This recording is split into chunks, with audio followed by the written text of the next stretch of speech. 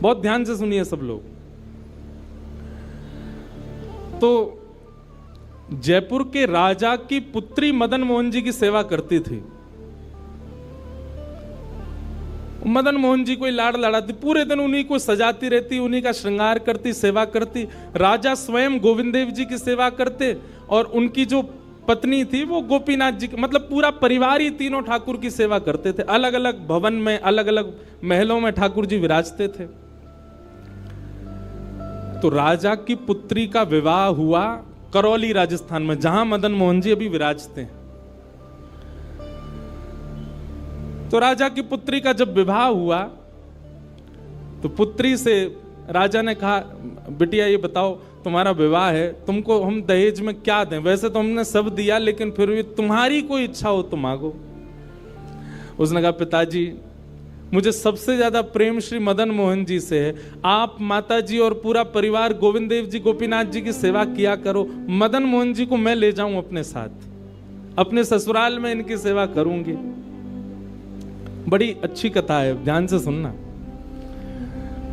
राजा रोने लगा, अपनी पुत्री के चरणों में सर झुका के बोला, मुझे क्षमा कर दे पुत्री, तू जो मांगेगी सो दूंगा, पर ये मेरे हृदय है, मैं इनको नहीं दे सकता। मैं वृंदावन से मुगलों से बचा करके इनको लेके आया हूं। वैसे तो ठाकुर जी को बचने की कोई आवश्यकता, ठाकुर जी कृपा करके आए हैं जयपुर में राजा के ऊपर, पर इनको देख करके मेरे प्राण बचते हैं। तू जो मांगेगी सो दे दूंगा। पर मदन मोहन जी बोले, पिताजी गोविंद देव जी, गोपीनाथ जी हैं ना आपके पास में, मदन एक ठाकुर जी मुझको दे दो। यहां राजा की जिद हो गई, नहीं दूंगा। पुत्री की जिद हो गई कि मुझे तो चाहिए, नहीं तो मैं विदाई नहीं होंगी। राजा की पत्नी ने भी कहा, अब इतनी कह रही है तो आप दे दीजिए ना, हमारे पास 2 ठाकुर हैं, इनकी सेवा हम करेंगे विस्तार से। और वैसे भी मदन मोहन जी की पूरी सेवा बचपन से उसने ही की है। तो राजा ने एक प्रस्ताव रखा। बोले, अच्छा पुत्री एक काम करते हैं। बोले, क्या? मैं तेरी आंख पे पट्टी बांधूंगा और आंख पे पट्टी बांध करके मदन मोहन जी जैसे 7 स्वरूप तेरे सामने खड़ा करूंगा, जिनमें से 6 स्वरूप जो होंगे वो मैं बनवाऊंगा और 1 स्वरूप वास्तविक मदन मोहन जी होंगे।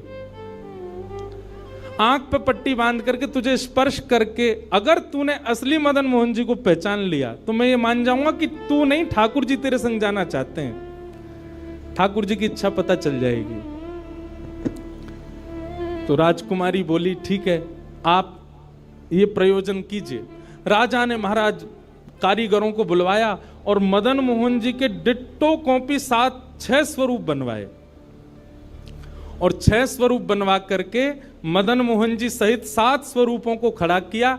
पुत्री के आंख पर पट्टी बांध दी, एक जैसा इत्र, एक जैसी पोशाक, एक जैसा मुकुट, एक जैसा श्रृंगार, सब कुछ बिल्कुल एक जैसा। और कहा, पुत्री अब तू इनमें से जो 7 में से पहचान लेगी, अगर असली तेने पहचान लिए तो मैं तेरे संग भेज दूंगा। उसने हाँ तो बोल दिया, लेकिन वो कांपने लगी, घबराने लगी।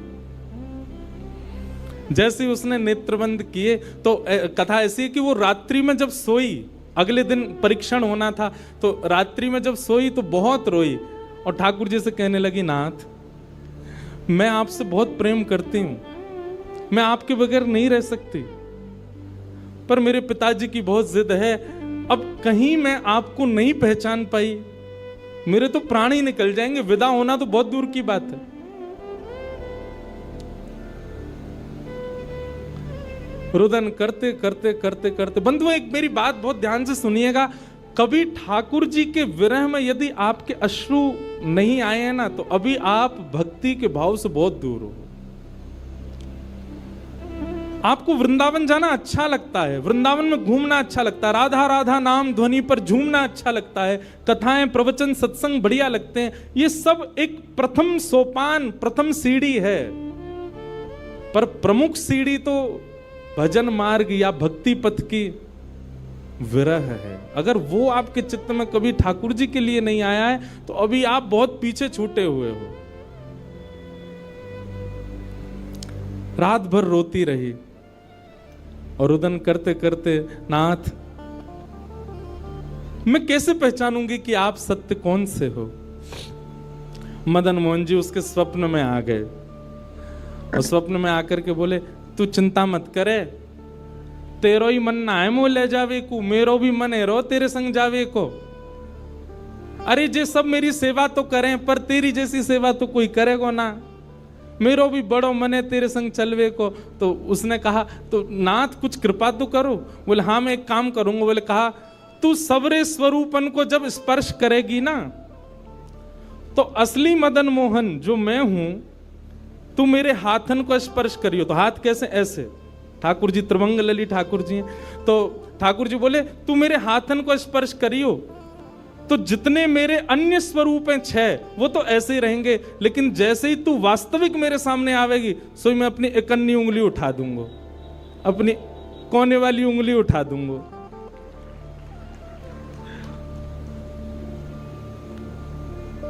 ठाकुर जी कितना प्रेम करते हैं अपने भक्त से। ठाकुर जी बोले, मैं अपनी इकन्नी उंगली उठा दूंगा और तू स्पर्श करती करती मेरी जैसी इकन्नी उंगली उठे, वाकू पकड़ लियो और तुरंत पिताजी से कह दियो, जय रे मदन मोहन जी, मैं चल दूंगा तेरे संग। अब तो दूसरे दिन वो पिताजी के पास गए, पिताजी जल्दी करिए, कब चलना है, कब? बोले, तुझे तो इतना विश्वास है जैसे तू वास्तविक में मदन मोहन जी को ले ही जाएगी, लेकिन बिटिया तू भी याद रखियो, मैंने ऐसे स्वरूप बनवाए कि कोई बता ही नहीं सकता कि असली मदन मोहन कौन से। बोले, पिताजी आप सन्मुख पधराओ। तो महाराज भीड़ लग गई देखने वालों की, पूरा राजभवन इकट्ठा हो गया जयपुर का। 7 स्वरूप विराजमान हुए। पुत्री के आंख पर अभी विवाह हुआ, उसका विदाई नहीं हुई है, आंख पर पट्टी बांध करके और कहा, जाओ अगर मदन मोहन जी की इच्छा होगी तो तू ढूंढ ले। अब मदन मोहन जी तो पहले ही बता चुके हैं, ऐसे मिलूंगा।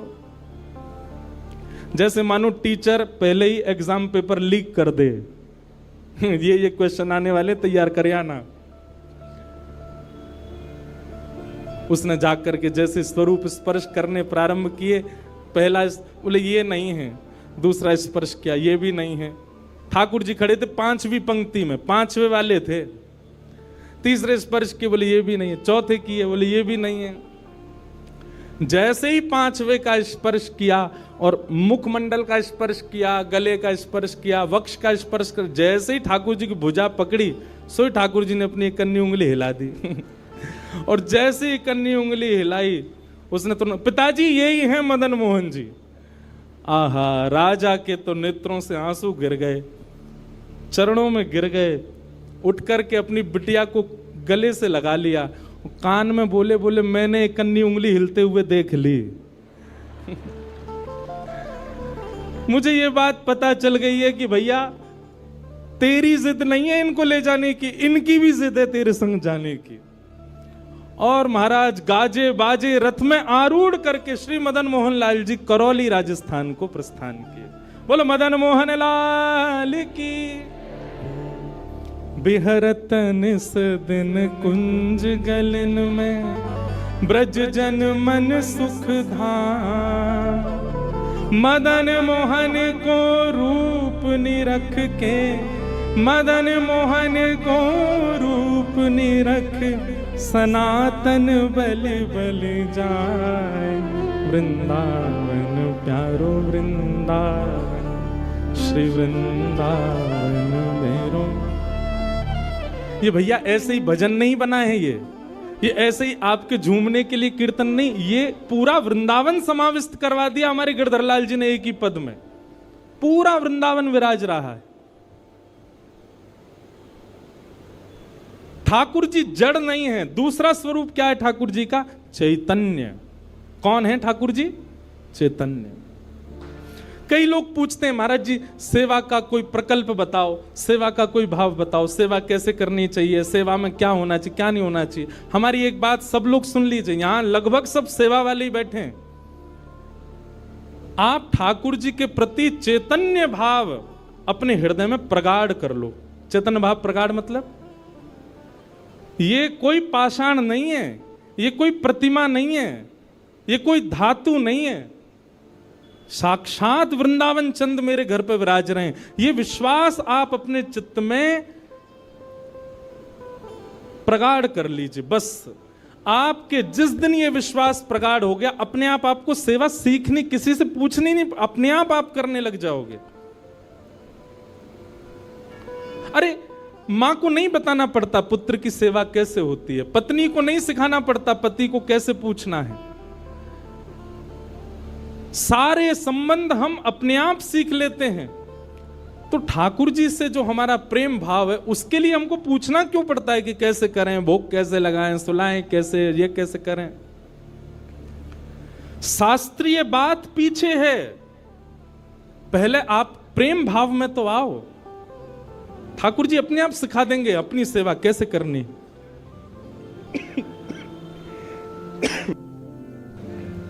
प्रेम भाव, उनके प्रति पाषाण की बुद्धि मत रखो, चैतन्य भाव रखो।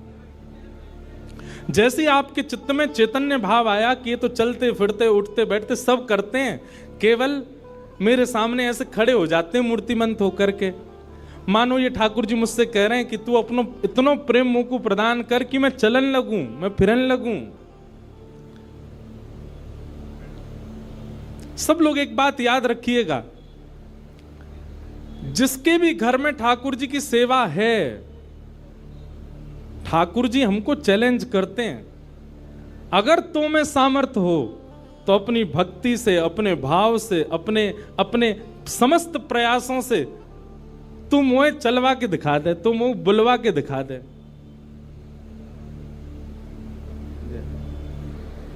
बोलो गंगा मैया की जय। वापस प्रस्थान कर जाओ। महाराज जी हरिद्वार को प्रस्थान कर रहे हैं, महाराज जी के श्री चरणों में बार। हाँ आऊंगा महाराज जी, मैं दिसंबर में आऊंगा जल्दी। बोलो गंगा मैया की जय। मैं क्या कह रहा था, ठाकुर जी हम आप सबको एक चैलेंज देके रखें कि तो में यदि सामर्थ्य हो, मुझे बुलवा के दिखाए दे, मुझे चलवा के दिखाए दे, मुझसे कोई लीला करवा के दिखा दे। मैं तो ऐसे ही बैठा रहूंगा लड्डू गोपाल बने। तेरे प्रेम में सामर्थ्य हो तो तू करवाए ले। जिस दिन ठाकुर जी हमारे घर आ जाते हैं, उसी दिन से हमारी एक चैलेंज हमारे ऊपर आ जाता है। हम में सामर्थ्य हो, ठाकुर जी बोल के दिखा दें, ठाकुर जी कुछ करके दिखाएं। लेकिन हमको भी संतुष्टि है, ऐसे हैं तो ऐसे ही बैठे रहें। हमको लगता है ऐसे ही रहें, इससे ज्यादा कुछ करें नहीं। इसलिए ठाकुर जी को भी लगता है जब इसके चित्त में ही भाव नहीं है तो मैं और लीला क्यों ही करूं। चैतन्य भाव चित्त में लाओ। जैसे एक बालक जन्म लेता है तो माँ और पिता प्रतीक्षा करते हैं, अब ये कब बोलेगा, माँ कब बोलेगा, पापा कब बोलेगा, ये चलना कब सीखेगा, ये स्कूल कैसे जाएगा, ये बड़ा होकर के जॉब करेगा, बिजनेस आदि आदि सब भाव। ऐसे एक सेवक साधक के चित्त में भी अपने ठाकुर जी के प्रति भावना होनी चाहिए, ये बोलेंगे कब। हम एक बधाई गाते हैं ना नंदोत्सव में, उस बधाई में एक पंक्ति गाते हैं, धन्य घड़ी जब होए यशोदा मैया कह के बोले, नूपुर बांध दो चरणन में घुट मन डोले, नूपुर बांध दो चरणन में घुट मन डोले, पकड़े बाबा की उंगरिया तेरो ललना जुग जुग जीवेरी यशोदा मैया तेरो ललना। स्वामी जी हरिदास जी जब सेवा करते थे ना, तो ठाकुर जी बिहारी जी ऐसे ही नहीं रहते थे जैसे हमको दिख रहे हैं। स्वामी जी जैसे ही कपाट करते थे, सोई बिहारी जी बैठ जाते थे, बंसी सब नीचे करके हाथ सीधे कर लेते। मैं तो हार गयो पूरे दिन खड़े खड़े। स्वामी जी तुम बार बार पर्दा करते रहे करो। इसीलिए बिहारी जी में बार बार पर्दा आता। क्यों? ठाकुर जी उतनी देर बैठ लेते हैं, क्यों? खड़े खड़े थक गए। बहुत भाव है पर्दा के, पर एक भाव यह भी है। तो स्वामी जी को अनुभव होता है, तो इसका मतलब क्या है? ठाकुर जी लीला करते हैं, पर अब क्यों नहीं कर रहे? हमारे भीतर स्वामी जी जैसा भाव नहीं है। श्री हरिराम व्यास जी के विराज रहे हैं ठाकुर जी, बाबा के ठीक पीछे जुगल किशोर जी। मुंह को तो रूप देख के ही पता चल जाए कौन से ठाकुर जी हैं। जुगल किशोर जी, इनके चरित्र में आता है कि एक बार कोई साधक वंशी दे गया, और वंशी देख करके बोला हरिराम व्यास जी, जुगल किशोर जी को वंशी पधरा देना, नई सोने की वंशी है। तो आपने श्रृंगार करके जैसे ही वंशी ठाकुर जी के हाथ ऐसे ही रहते हैं, तो वंशी पोली उसमें जैसे ही प्रवेश कराई, ठाकुर जी के हाथ का जो छिद्र है वो छोटा पड़ गया। वंशी बड़ी, लेकिन ज्यादा बड़ी नहीं, नेक बड़ी, नेक। तो व्यास जी ने थोड़ा श्रम किया, थोड़ा जोर लगाया कि वंशी कैसे भीतर जाए। तो जैसे ही जोर लगाया, ठाकुर जी का हाथ छिल गया और वहां से रक्त निकलने लगा श्री जुगल किशोर जी के। हरिराम व्यास जी ने जैसे ही रक्त देखा, मूर्छित होकर गिर पड़े वहीं पर। और जब होश में आए तो अपने पुत्र को सेवा दे दी और कहा, मैंने ठाकुर जी को श्रमित कराया है, अब मैं अपने आप को दंड दूंगा। तो क्या दंड दिया? सूर्य उदय से सूर्यास्त तक वृंदावन की परिक्रमा ही लगाते रहते थे। ये दंड दिया उन्होंने खुद को। पहला दिन था दंड का। एक बात सुनिएगा, इन आचार्यों के चरित्र से ना कुछ कुछ सीखा कीजिए। आपकी सेवा में आपसे कोई अपराध बनता है, आपसे कोई गलती हो जाती है, आपसे कोई दोष बन जाता है, तो उसके लिए आप जाकर के पूछते हैं, हमसे अपराध हो गया, हम क्या करें? पूछिए मत, स्वयं को अपने आप ही दंड उत्सव मना लीजिए। और दंड उत्सव क्या है? तुरंत वृंदावन जाओ, एक परिक्रमा लगाओ, किसी वैष्णव को प्रसाद पवाओ, ब्रजवासी को कुछ दे करके उनको प्रसन्न करके आओ। यही दंड है वैष्णव अपराध का, भगवत अपराध का। तो श्री हरिराम व्यास जी वृंदावन में भ्रमण करते रहे, परिक्रमा लगाते रहे। परिक्रमा करके रात्रि में जैसे ही लौट करके आए, बहुत सावधानी से सुनो, तो शयन का दर्शन करने जब गए, तो शयन के दर्शन में आपने क्या देखा कि जुगल किशोर जी ने स्वर्ण की वंशी धारण कर रखी, वही वंशी जो सुबह वो पधराना चाह रहे थे। उन्होंने अपने पुत्र को बुलाया, पुत्र को बुला के बोले, ये वंशी सुबह ठाकुर जी के हाथ में नहीं आ रही थी, अभी कैसे धारण हो गई? बोले, पता नहीं पिताजी, आप तो चले गए थे, मैंने वंशी उठा करके धारण कराई, ठाकुर जी ने धारण कर ली। हरिराम व्यास जी ने जैसे ही वंशी निकाल करके देखी, तो क्या पाया? ठाकुर जी ने अपना हाथ ही बड़ा कर लिया वंशी धारण करने के लिए, उनके लिए। अब ताली से काम नहीं चले, हमारे ठाकुर जी करते हैं ऐसे? क्यों नहीं करते? और हम संतुष्ट क्यों हो जाते हैं? जैसी सेवा है उससे हमको प्रसन्नता क्यों हो जाती है? नहीं। ये इस बात का प्रमाण है कि कहीं ना कहीं हमारी भक्ति में, हमारे भाव में, हमारे प्रेम में अभी वो स्तर नहीं आया कि ठाकुर जी उसको स्वीकार कर लें। इसलिए भैया, सबसे पहली बात भक्ति में, सेवा में सबसे पहला प्रकार, ठाकुर जी को आप चैतन्य मानो। वो जड़ नहीं है, वो पीतल के नहीं है, वो अष्टधातु के नहीं है, वो मार्बल के नहीं है, वो साक्षात ठाकुर जी हैं, वो साक्षात चैतन्य है। उनके प्रति चैतन्य बुद्धि आपने धारण कर ली, अपने आप ठाकुर जी अपने आप लीलाएं कराना प्रारंभ कर देंगे। मुझको राधा रमण कर दो वैसा मगन, मुझको राधा रमण। नित्य की प्रार्थना होनी चाहिए ठाकुर जी से, रटू में तेरा नाम यूं आठों याम, रटू में तेरा यूं आठों याम, रटू में तेरा नाम यूं आठों याम, रटू में तेरा नाम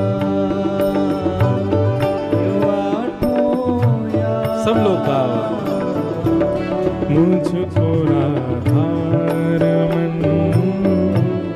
कर दो ऐसा मगन, मुझको राधारमन कर दो ऐसा। हो करुणा निधान मुझ पे कृपा कर रीजिए,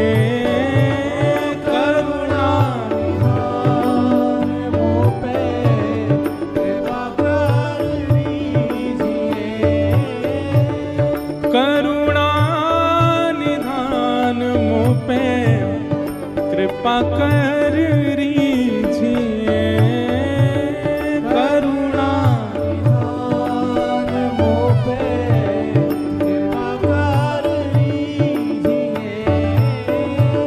ब्रज में बसा के मोहे सेवा सुख दीजिए, ब्रज में बसा के मोहे सेवा सुख दीजिए। ओ ब्रज में बसा के मोहे सेवा सुख दीजिए, ब्रज में बसा के मोहे सेवा सुख दीजिए। और प्रेम से भर दो मन गाऊं तेरे भजन, प्रेम से भर दो मन गाऊं तेरे भजन। ओ रटूं मैं तेरा नाम यूं आठों याम, रटूं मैं तेरा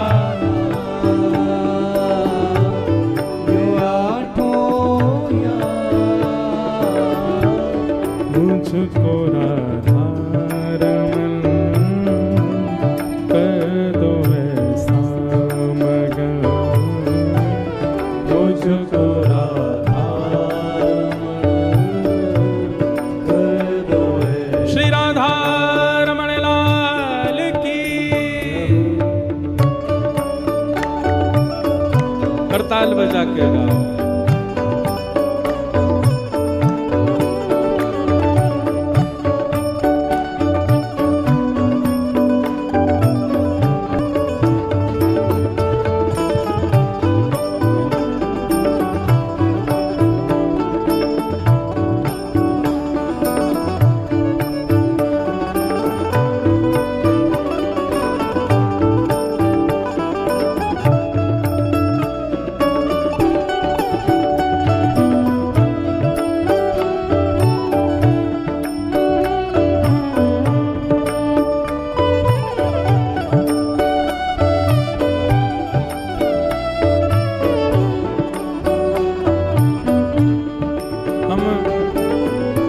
भाव पर चर्चा कर रहे हैं कि ठाकुर जी को चैतन्य मानो, वे पाषाण नहीं है। वे पाषाण तो हमारे लिए बन करके खड़े हैं कि तू अपने प्रेम से मुझे चैतन्य बना। वो चैतन्य ही हैं। और उसी भाव की पूर्ति इस पद के दूसरे भाव में, दूसरे अंतरे में होती है।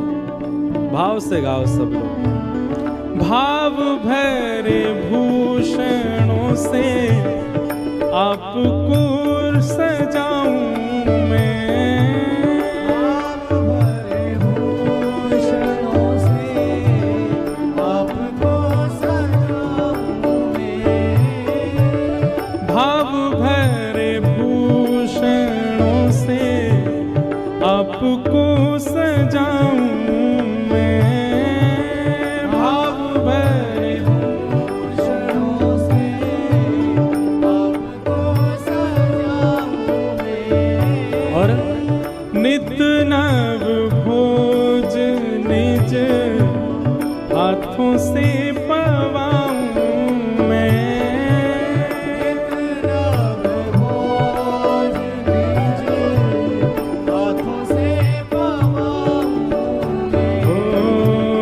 नित नव भोज निज से पवाऊं मैं, इतना भोजन हाथों से पवाऊं। भैया हम सबके लाल जी पूरे दिना खड़े रहे और कोई के लड्डू गोपाल हैं तो पूरे दिना बैठे रहे, उनके पामन में दर्द ना हो तो ऐसी भावना हमारे चित्त में नहीं आती कभी। नित्य की सेवा में एक काम किया कीजिए, रोज रात्रि अपने ठाकुर जी के चरण जरूर दबाया कीजिए। सिंथेटिक नहीं पर असली वाला इत्र मंगाइए, थोड़ा महंगा आएगा, मंगवाओ ठाकुर जी की सेवा के लिए, और चरणों में इत्र लगा करके और फिर बड़े धीमे धीमे उंगलियों से। अच्छा एक बात और है, हमारे पुष्टि मार्ग के आचार्य कहते हैं ठाकुर जी की सेवा में अंगूठा का प्रयोग नहीं होना चाहिए। क्यों? कहीं भी जोर लगाना होता है हम अंगूठा का ही प्रयोग करते हैं, और ठाकुर जी की सेवा में अगर आप अंगूठा लगाते हो ठाकुर जी को पीड़ा होती होगी, लग जाती होगी, इसलिए उंगलियों से सेवा का ही निधान होना चाहिए। कहीं उठा करके भी रखें तो अंगूठा से ठाकुर जी को बड़े आराम से स्पर्श करना चाहिए। शास्त्र हमारे आचार्य तो ऐसा कहते हैं कि अगर आपने अंगूठा का प्रयोग किया भी है तो श्रृंगार के बाद ठाकुर जी का एक अलग से भोग लगाओ। किस बात का? श्रम भोग। ठाकुर जी आपको दर्द हो गया होगा, हमने अंगूठा से दबाया आपको, इसलिए मंदिरों में श्रम भोग आता है। बेचारो बहुत हमारो ठाकुर वृंदावन को बड़ो हल्को सो नेक में ही हार जाए, नेक जोरते सर दबाए दो, हाथ दबाए दो, पाम दबाए, थक जाए इतने में तो श्रम भोग लाओ। नित्य रात्रि में ठाकुर जी को शयन से पहले चरणों में इत्र जरूर सेवा किया करो। श्रृंगार कोई कर जाए, भोग कोई बनावे, पर रात्रि शयन तो सेवक को स्वयं कराने चाहिए। दाबु तुमरे चरण करो जब तुम शयन, दाबु तुमरे चरण करो जब तुम स्वयं, ओ दाबु तुमरे चरण करो जब तुम शयन, दाबु तुमरे चरण करो जब तुम स्वयं। ओ रटू में तेरा नाम यूं आठों याम, रटू में तेरा नाम ये आठों याम,